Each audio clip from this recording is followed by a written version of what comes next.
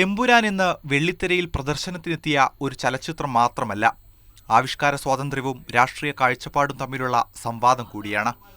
Cinema re-edit ചെയ്യാൻ അണിയറ പ്രവർത്തകർ തയ്യാറായിട്ടും സംവിധായകൻ പൃഥ്വിരാജിനോടുള്ള നിലപാട് RSS മയപ്പെടുത്തിയിട്ടില്ല.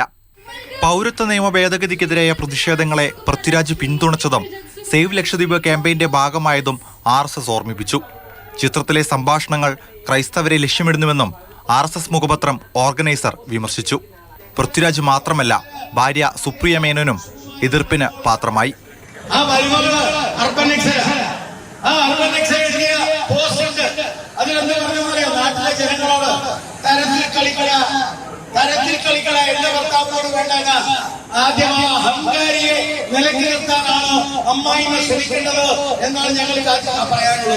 ആദ്യം പിന്തുണയുമായി വന്നവർ പോലും പിന്നീട് നിലപാട് മയപ്പെടുത്തി.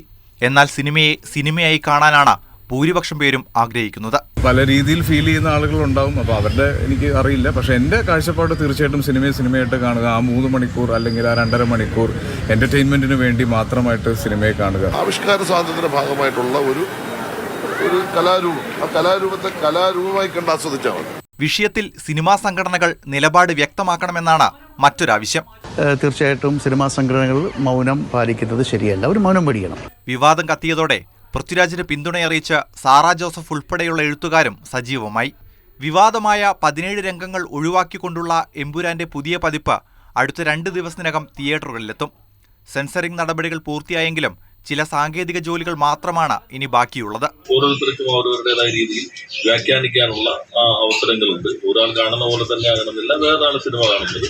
ഓരോരുത്തർക്കും ഒരു അഭിപ്രായം സിനിമയെക്കുറിച്ച് പങ്കുവയ്ക്കുകയും ചെയ്യും. മോഹൻലാലിന്റെ ഖേദപ്രകടനം സമൂഹമാധ്യമങ്ങളിൽ പങ്കുവെക്കാൻ പൃഥ്വിരാജ് സന്നദ്ധനായെങ്കിലും തിരക്കഥാകൃത്ത് മുരളി ഗോപി പോസ്റ്റ് പങ്കുവെക്കാനോ പ്രതികരിക്കാനോ ഇതുവരെ തയ്യാറായിട്ടില്ല. കളക്ഷൻ റെക്കോർഡുകൾ തകർത്ത് തിയേറ്ററുകൾ കൈയടക്കിയ ചലച്ചിത്രത്തിന്റെ പോസ്റ്ററുകൾ മോഹൻലാലും പൃഥ്വിരാജും ഇന്ന് പങ്കുവച്ചു. News desk, Mathrubhumi news.